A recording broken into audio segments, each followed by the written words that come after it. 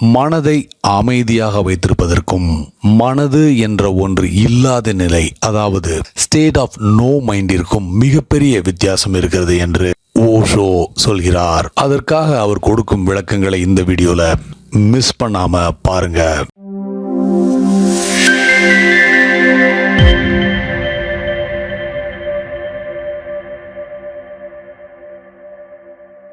மனதை அமைதியாக வைத்திருப்பது மற்றும் மைண்ட்லெஸ்னஸ், இந்த இரண்டு விஷயங்களை பற்றி நீண்ட காலமாக ஒரு தவறான புரிதல் இருந்து வருகிறது. மைண்ட்லெஸ்னஸ் என்பதை கேர்லெஸ்னஸ் என்றோ அல்லது கவனக்குறைவு என்றோ தவறாக அர்த்தம் செய்து கொள்ளக்கூடாது. மைண்ட்லெஸ்னஸை சிந்தனைகள் எதுவும் இல்லாத தெளிந்த நீரோடை போன்ற அல்லது தெளிவான நீல ஆகாயம் போன்ற மனது என்று அர்த்தம் செய்து கொள்ளலாம். மனதை நிலையாக வைத்திருப்பதற்கும் மைண்ட்லெஸ்னஸிற்கும் ஒரே அர்த்தம் என்று பலர் நினைக்கிறார்கள். பார்ப்பதற்கு இரண்டும் ஒரே அர்த்தமாக தெரிந்தாலும் உண்மையில் அப்படி அல்ல. எனவே முதலில் இந்த இரண்டு வார்த்தைகளின் சரியான அர்த்தங்களை புரிந்து கொள்ள முயற்சி செய்வோம். வித்தியாசம் மிகவும் நுட்பமானது. மனதை அமைதியுடன் வைத்திருப்பவரும் தனக்குள் மனம் என்பதே இல்லாமல் இருப்பவரும் வெளியிலிருந்து பார்க்கும்போது ஒரே மாதிரியாக தெரிவார்கள். ஏனென்றால் மனதை அமைதியாக வைத்திருப்பவரும் பார்ப்பதற்கு அமைதியாகவே தெரிகிறார். ஆனால் அந்த அமைதிக்கு கீழே பெரிய கொந்தளிப்பு இருக்கிறது. ஆனால் அவர் அதை வெளியில் தெரியாதவாறு மறைத்துக் கொள்கிறார். அவர் மிகுந்த கட்டுப்பாட்டோடு இருக்கிறார். He is in great control. மனம் என்பது தனக்குள்ளே இல்லாத மனிதனிடம் அல்லது இந்த மனமின்மை என்ற நிலையில் இருக்கும் மனிதனிடம், இன்னும் தெளிவாக சொல்ல போனால் இந்த மைண்ட்லெஸ்னஸ் என்ற நிலையில் இருக்கும் மனிதனிடம் கட்டுப்படுத்துவதற்கு என்று எதுவும் இல்லை. அவனுக்கு எதையும் கட்டுப்படுத்த வேண்டிய அவசியம் இல்லை. அவன் எதையும் அடக்கிக் கொள்ள தேவையில்லாததால் ஒரு தூய மனமாக, ஒரு பியூர் சைலன்ஸாக, ஒரு தூய்மையான வெற்றுவானமாக, ஒரு பியூர் எம்டி ஸ்கையாக இருக்கிறான். மேலோட்டமாக அவனை பார்த்தால் நாம் ஏமாந்து போவோம். வெளி தோற்றங்களை பற்றி ஒருவர் மிகவும் எச்சரிக்கையாக இருக்க வேண்டும். ஏனென்றால் வெளியிலிருந்து பார்ப்பதற்கு அவை இரண்டும் ஒரே மாதிரியாக தெரியும். அசைவற்ற அமைதியான மனதை ஒருவர் சுலபமாக அடைந்து விடலாம் என்றால் இந்த பிரச்சனை வந்திருக்காது. மனதை அசையாமல் அமைதியாக வைத்துக் கொள்ள முடியும். அது எளிதுதான். ஆனால் இந்த மைண்ட்லெஸ்னஸ், இந்த மனதின்மை அல்லது நமக்குள் மனம் என்ற ஒன்று இல்லாமல் இருப்பது, இந்த நோ மைண்டை அடைவது அவ்வளவு சுலபம் அல்ல. It is not cheap. இதை நான், அதாவது இந்த மைண்ட்லெஸ்னஸை, இந்த உலகத்திலேயே விலை மதிக்க முடியாத புதையல் என்று சொல்வேன். மனம் அமைதியாக இருப்பது போல் நம்மிடம் விளையாட்டு காட்டலாம். இதோ பார், எனக்கு எந்த எண்ணங்களும் எந்த உணர்ச்சிகளும் இல்லை என்பது போல நம்மிடம் ஒரு விளையாட்டை விளையாடலாம். The mind can play any sort of game. ஆனால் அவை அடக்கப்பட்டவை. அது எந்த நேரத்திலும் முழுமையாக உயிருடன் வெளியே குதிக்க தயாராக உள்ளன. மதங்களும் மற்றும் அவற்றின் புனிதர்களும் மனதை அமைதிப்படுத்தும் மாயையில் விழுந்து விட்டார்கள். நீங்கள் அமைதியாக உட்கார்ந்து உங்கள் எண்ணங்களை கட்டுப்படுத்த முயற்சி செய்து உணர்ச்சிகள் எதையும் அனுமதிக்காமல், உங்களுக்குள் எந்த அசைவையும் அனுமதிக்காமல் தொடர்ந்து உட்கார்ந்து கொண்டே இருந்தால் மெதுவாக அது உங்கள் பழக்கமாக மாறும். இதுதான் உலகத்திலேயே நீங்களே உங்களுக்கு செய்து கொள்ளக்கூடிய மிகப்பெரிய ஏமாற்று வேலை. ஏனென்றால் எல்லாமே ஒரே மாதிரியாக தெரிகிறது. எதுவும் மாறவில்லை. ஆனால் நீங்கள் ஒரு மாற்றத்தை கடந்து வந்தது போல் உங்களுக்கு தோன்றுகிறது. மனம் இல்லாத நிலை, அதாவது ஸ்டேட் ஆஃப் நோ மைண்ட் அல்லது மனமின்மை, அதாவது மைண்ட்லெஸ்னஸ் என்பது மனதை அமைதிப்படுத்துவதற்கு நேர் எதிரானது. அது மனதையும் தாண்டி செல்வதாகும். இது உங்களுக்கும் மனதுக்கும் இடையில் ஒரு தூரத்தை உருவாக்குவதால் மனம் கோடிக்கணக்கான ஒளி ஆண்டுகள் தொலைவில் இருக்கும் ஒரு நட்சத்திரமாக மாறுகிறது. மேலும் நீங்கள் ஒரு பார்வையாளராக மட்டுமே இருக்கிறீர்கள். ஆனால் மனதை நீங்கள் அமைதிப்படுத்தும் போது நீங்கள் அதை கட்டுப்படுத்துபவர் அல்லது ஒரு கண்ட்ரோலராக இருக்கிறீர்கள். பார்வையாளருக்கும் கட்டுப்படுத்துவருக்குமான வித்தியாசம் உங்களுக்கு தெரியும் என்றே நினைக்கிறேன். அங்கே மனம் இல்லாத போது நீங்கள் ஒரு கவனிப்பவராக, ஒரு வாட்சராக இருக்கிறீர்கள். இவைதான் வேறுபடுத்தி காட்டும் அடையாளங்கள். நீங்கள் எதையாவது கட்டுப்படுத்தும் போது நீங்கள் ஒருவித பதற்றத்தில், ஒருவித டென்ஷனில் இருக்கிறீர்கள். உங்களால் பதற்றம் இல்லாமல் இருக்க முடியாது. ஏனென்றால் எதை கட்டுப்படுத்துகிறீர்களோ அது உங்களுக்கு எதிராக தொடர்ந்து போராட முயற்சி செய்கிறது. கட்டுப்படுத்தப்பட்டது சுதந்திரத்தை விரும்புகிறது. Your mind sooner or later will explode with vengeance.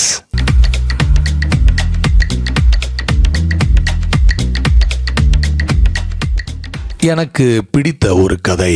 ஒரு கிராமத்தில் ஒரு மனிதர் இருந்தார். பெரிய கோபக்காரர், ஆக்ரோஷமானவர், மூர்க்கமான மனிதர். ஏதோ ஒரு அற்ப விஷயத்திற்காக தன் மனைவியை கொன்றுவிட்டார். அடிதடியை தவிர வேறு எந்த வாதமும் அவருக்கு தெரியாததால் கிராமத்தில் உள்ள அனைவரும் அவரை பார்த்து பயந்தார்கள்.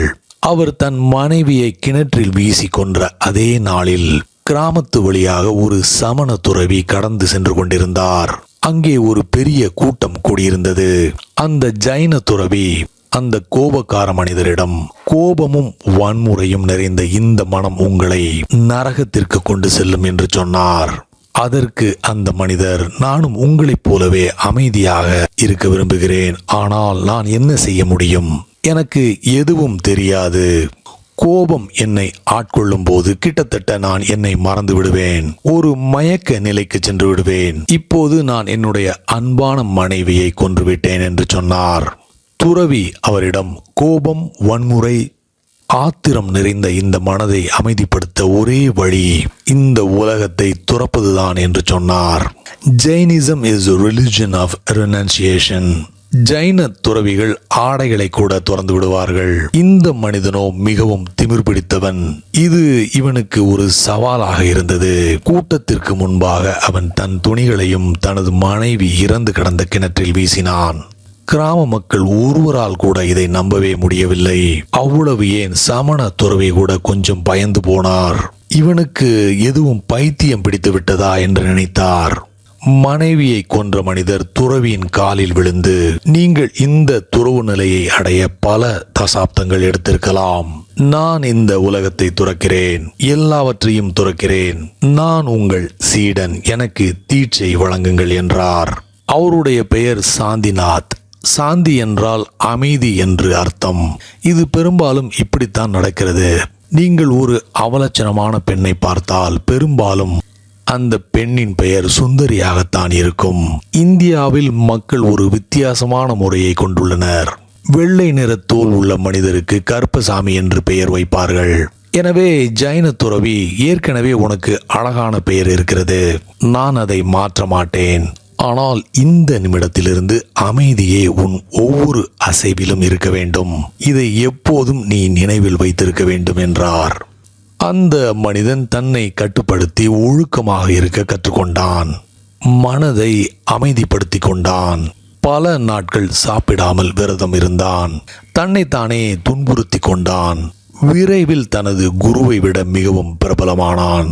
கோபக்காரர்கள், திமிர் பிடித்தவர்கள், சுயநலவாதிகள் அமைதியான மக்களால் சாதிக்க முடியாததை கூட சாதித்து விடுவார்கள். இவர் மிகவும் பிரபலமடைந்தார். ஆயிரக்கணக்கான மனிதர்கள் இவரது பாதங்களை தொடுவதற்காகவே வருவார்கள். 20 ஆண்டுகள் ஓடிவிட்டன. ஒரு நாள் இவர் தலைநகரில் இருந்தார். இவரது கிராமத்தைச் சேர்ந்த ஒருவர் ஏதோ ஒரு வேலையாக வந்திருந்தார். அவர் சாந்திநாத்திற்கு என்ன மாற்றம் ஏற்பட்டுள்ளது என்பதை போய் பார்ப்பது நல்லது. அவர் முற்றிலும் புதிய மனிதராகிவிட்டார். அவர் முன்பு போல் இல்லை. அவர் உண்மையில் அமைதி அமைதி அமைதி என்று நம்பவே முடியாத அளவுக்கு மாறி போனார் என்று பல கதைகள் என் காதில் வந்து விழுந்தது. அது உண்மையா என்று பார்ப்போம் என்று நினைத்தார். எனவே அந்த மனிதர் மிகுந்த பயபக்தியுடனும் மரியாதையுடனும் சாந்திநாத்தை பார்க்க சென்றார். ஆனால் அவரை பார்த்ததும், அவரது முகத்தையும் கண்களையும் பார்த்ததும் அவருக்கு எந்த மாற்றமும் ஏற்பட்டதாக தோன்றவில்லை. வழக்கமாக துறவிகளிடம் இருந்து வெளிப்படும் கருணை எதுவும் இவரிடம் இல்லை. அந்த கண்கள் இன்னும் அதே சுயநலத்துடன் இருந்தன. உண்மையை சொல்ல போனால் அவை இப்போது முன்பை விட வெளிப்படையாகவே சுயநலமாக மாறியிருந்தது. இப்போது பார்ப்பதற்கு முன்பை விட அவலட்சணமாக இருந்தார். இருந்தாலும் இந்த மனிதர் சாந்திநாத்திற்கு அருகில் சென்றார். சாந்திநாத் அந்த மனிதனை அடையாளம் கண்டு கொண்டார். கிராமத்தில் பக்கத்து வீட்டுக்காரர் என்றாலும் இப்போது அவரை அடையாளம் கண்டுகொள்வது இவருடைய கண்ணியத்திற்கு குறைவானது. சாந்திநாத்திற்கு தன்னை நன்றாக அடையாளம் தெரிகிறது என்பதையும் இந்த மனிதர் பார்த்துவிட்டார். ஆனால் சாந்திநாத் அடையாளம் தெரியாதது போல் பாசாங்கு செய்து கொண்டிருந்தார். பெரிய ஆளாக இருப்பான் போல என்று பார்க்க வந்தவர் நினைத்து கொண்டார். எனவே இன்னும் அவருக்கு பக்கத்தில் சென்று, உங்களிடம் ஒன்று கேட்கலாமா? உங்கள் பெயர் என்ன என்று கேட்டார். தனது பெயரை தெரிந்து கொண்டே கேட்கிறான் என்பதால் சாந்திநாத்திற்கு மிகுந்த கோபம் வந்தது. இருந்தாலும் கோபத்தை அடக்கி கொண்டு, என் பெயர் முனி சாந்திநாத் என்று சொன்னார். வந்திருந்த நபர், மிகவும் அழகான பெயர், ஆனால் எனக்கு ஞாபக சக்தி மிகவும் குறைவு. எனவே உங்கள் பெயரை திரும்ப சொல்ல முடியுமா? மறந்துவிட்டேன். என்ன பெயர் சொன்னீர்கள் என்று கேட்டார். This was too much. முனி சாந்திநாத் எப்போதும் கையில் ஒரு கம்பு வைத்திருப்பார். அதை கையில் எடுத்துக்கொண்டார். இப்போது அவர் எல்லாவற்றையும் மறந்துவிட்டார். 20 வருடங்களாக மிகுந்த கட்டுப்பாட்டில் இருந்ததை மறந்தவராக, இன்னொரு முறை என் பெயரை கேள், நான் யார் என்று உனக்கு காட்டுகிறேன். மறந்து விட்டாயா? என் மனைவியை கொன்றது உனக்கு மறந்து விட்டதா? அதே ஆள்தான் நான் என்றார். அப்போதுதான் என்ன நடந்தது என்பதை அவர் உணர்ந்தார். ஒரு நொடியில் 20 வருடங்கள் வீணாகிவிட்டதை உணர்ந்தார். கொஞ்சம் கூட மாறவில்லை அவர். ஆனால் கோடிக்கணக்கான மக்கள் அவருடைய அமைதியை அவரில் உணர்ந்தார்கள். Yes, he has become controlled. தன்னை அடக்கி வைத்திருக்கிறார். அது பலனும் கொடுத்திருக்கிறது. இவ்வளவு மரியாதை, அந்த மரியாதைக்கு எந்த தகுதியும் இல்லை. எவ்வளவு பெரிய மரியாதை என்றால் ராஜாக்கள் கூட அவரது காலை தொட்டு வணங்க வருகிறார்கள். நீங்கள் புனிதர்கள் என்று சொல்லக்கூடியவர்கள் எல்லோரும் கட்டுப்படுத்தப்பட்ட விலங்குகளே தவிர வேறொன்றும் இல்லை. மனம் என்பது உங்களுடைய நீண்ட கால மிருகத்தனமான இறந்த காலம் தானே தவிர வேறொன்றும் இல்லை. நீங்கள் அதை கட்டுப்படுத்தலாம். But controlled mind is not the awakened mind. கட்டுப்படுத்துதல், அடக்குதல் மற்றும் ஒழுக்கமாக வாழ்வது, இவை அனைத்தையும் எல்லா மதங்களும் கற்பிக்கின்றன. இது போன்ற தவறான போதனையால் மனிதகுலம் ஒரு அங்குலம் கூட நகரவில்லை. அது காட்டுமிராண்டித்தனமாகவே இருந்து கொண்டிருக்கிறது. எந்த வினாடியிலும் மனிதர்கள் ஒருவரை ஒருவர் கொல்லத் தொடங்குகிறார்கள். ஒரு நொடியில் கலவரம் வெடித்து விடுகிறது. ஒருவரை ஒருவர் அடித்து செத்து மடிகிறார்கள். ஒரு நொடியில் எல்லோரும் காணாமல் போய்விடுவார்கள். கட்டுப்பாட்டை இழந்து விடுகிறார்கள். தாங்கள் மனிதர்கள் என்பதை அடியோடு மறந்து விடுகிறார்கள். ஆனால் அவர்களிடமிருந்து இன்னும் சிறப்பான ஒன்று எதிர்பார்க்கப்படுகிறது. மனதை கட்டுப்படுத்தி தாங்கள் மனமின்மையை அல்லது மைண்ட்லெஸ்னஸை அடைந்து விட்டதாக நினைத்து ஏமாறாமல் இருப்பவர்கள் மிகச் சிலரே. மைண்ட்லெஸ்னஸை, அதாவது இந்த மனமின்மையை அடைவதற்கு முற்றிலும் மாறுபட்ட செயல்முறை இருக்கிறது. I call it the ultimate alchemy. இது ஒரே ஒரு அம்சத்தை மட்டுமே கொண்டுள்ளது. அது விழிப்புணர்வு, அதாவது வாட்ச்ஃபுல்னஸ். கௌதம புத்தர் தனது சீடர் ஆனந்தாவிடம் பேசிக் கொண்டிருந்த போது ஈயை விரட்டுவதற்காக தனது கையை அசைத்தார். பின்னர் திடீரென்று தனது கை அசைவு அன்கான்சியஸ் ஆனதாக, ஒரு எந்திரத்தனமானதாக இருப்பதை அவர் உணர்ந்தார். காரணம், அவர் ஆனந்தாவிடம் கான்சியஸாக பேசிக்கொண்டிருந்தார். ஆனால் கை ஈயை மெக்கானிக்கலாக விரட்டியது. இப்போது ஈ போய்விட்டது. இருந்தாலும் அவர் கை அன்கான்சியஸாக அசைந்து கொண்டிருந்தது. எனவே ஆனந்தா, என்ன செய்கிறீர்கள்? ஈ போய்விட்டது என்றார். புத்தர் அதற்கு, ஈ போய்விட்டது, ஆனால் நான் ஒரு பாவத்தை செய்துவிட்டேன். ஏனென்றால் நான் அன்கான்சியஸாக செய்துவிட்டேன் என்றார். சின் என்கிற ஆங்கில வார்த்தையை புத்தர் மட்டுமே சரியான அர்த்தத்தில் பயன்படுத்தி இருக்கிறார்.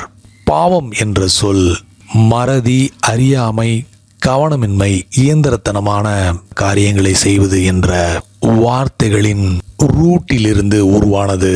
மேலும் நமது வாழ்க்கையும் கிட்டத்தட்ட இயந்திரத்தனமானது. காலையிலிருந்து மாலை வரை ரோபோக்களைப் போல நாம் காரியங்களை செய்து கொண்டே இருக்கிறோம். மைண்ட்லெஸ்னஸ் அல்லது மனமின்மை என்கிற உலகத்திற்குள் நுழைய விரும்பும் ஒரு மனிதன் ஒரே ஒரு விஷயத்தை கற்றுக்கொள்ள வேண்டும். ஒரே ஒரு சிங்கிள் ஸ்டெப் தான் எடுத்து வைக்க வேண்டும். அதற்கு அந்த சிங்கிள் ஸ்டெப் என்னவென்றால், செய்கிற எல்லா செயல்களையும் வாட்ச்ஃபுல்னஸோடு அல்லது கவனத்தோடு செய்வதுதான். Do everything watchfully.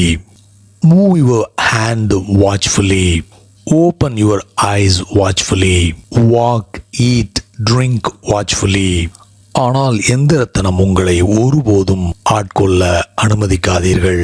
Never allow mechanicalness to take possession over you. இதுவே டிரான்ஸ்ஃபர்மேஷனுக்கான ஒரே அல்கெமிக்கல் சீக்ரெட். எல்லாவற்றையும் முழுமையாக உணர்வுபூர்வமாக அல்லது ஃபுல்லி கான்சியஸோடு செய்யக்கூடிய மனிதன் ஒரு லூமினஸ் பினாமினாக, ஒரு ஒளிரும் நிகழ்வாக மாறுகிறான். அவன் ஒளிமயமானவன். அவனுடைய வாழ்நாள் முழுவதும் நறுமணமும் பூக்களும் நிறைந்தது.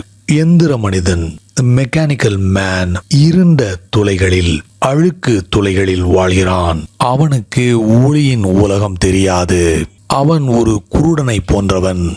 விழிப்புடன் இருப்பவனே, வாட்ச்ஃபுல்னஸோடு இருப்பவனே உண்மையில் கண்கள் உள்ளவன்.